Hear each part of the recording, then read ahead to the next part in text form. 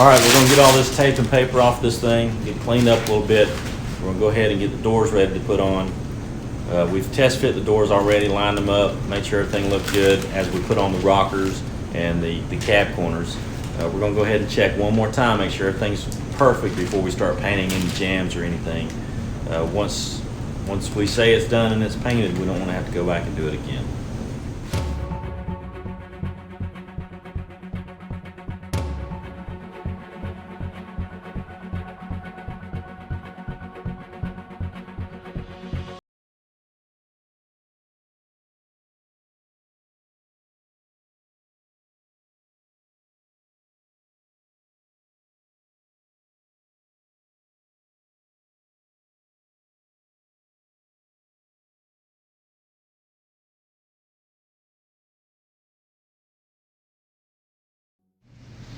So I've already had these doors on and off a couple times and lined them up.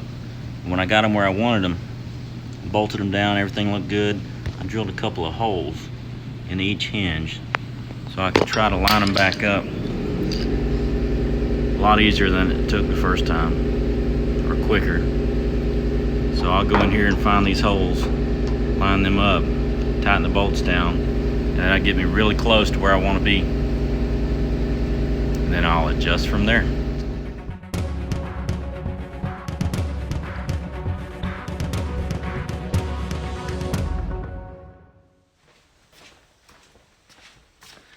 Okay, so my roof flexes a lot.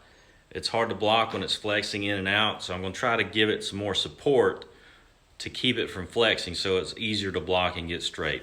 The way I'm going to do this, I'm going to give you an example of in this drawing. This is a profile of the roof.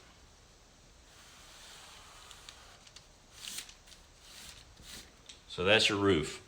I'm going to go to the back side of this panel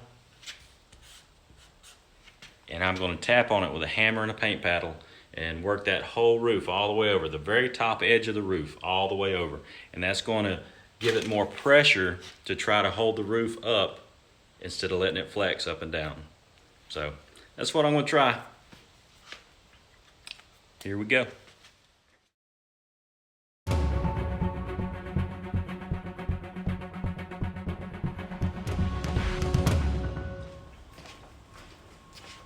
Okay, so what I did was I forced this metal to put a little bit more pressure on the roof to help hold that roof skin up.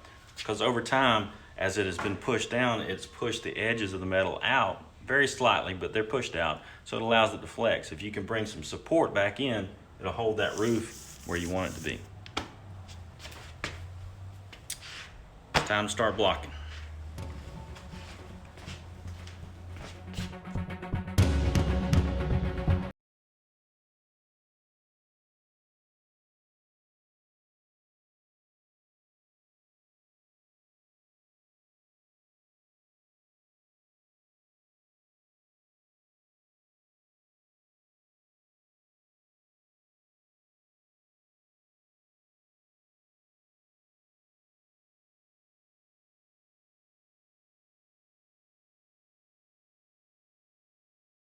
All right, let's talk about blocks for just a second. They come in all shapes and sizes. You can make your own, you can buy them. Some of my favorite are paint paddles. They work really well.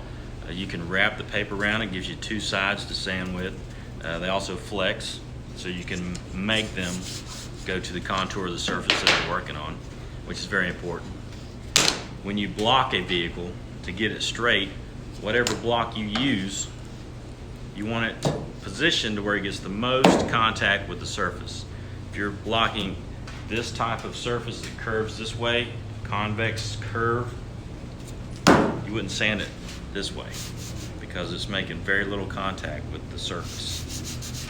So you're actually flattening out spots instead of this way, which will round it.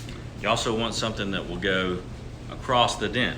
A small dent like this, it's pretty easy to find something that'll reach across it. If you got an entire roof that's a little bit wavy and you want it straight, you may have to go with some monster like this. It'll also flex slightly to contour to the surface. Make that bad boy straight.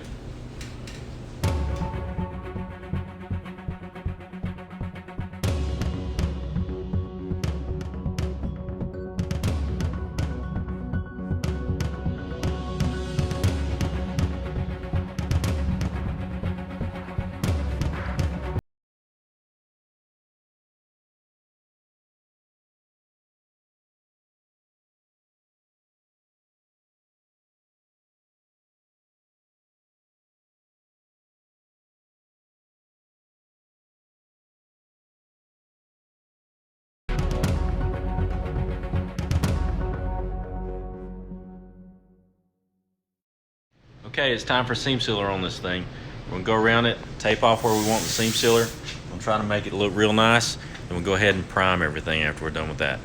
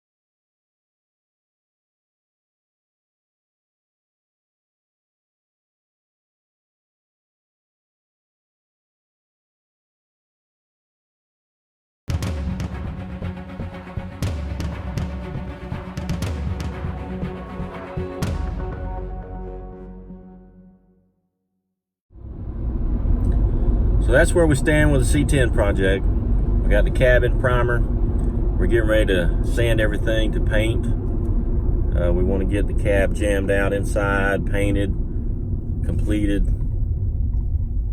And then what we'll do is we'll mount it on the frame. So next is the frame. We'll get the frame tore down a little bit more, pressure wash that thing, get it cleaned up, and paint it. And then we'll mount the two together. Y'all hang with us.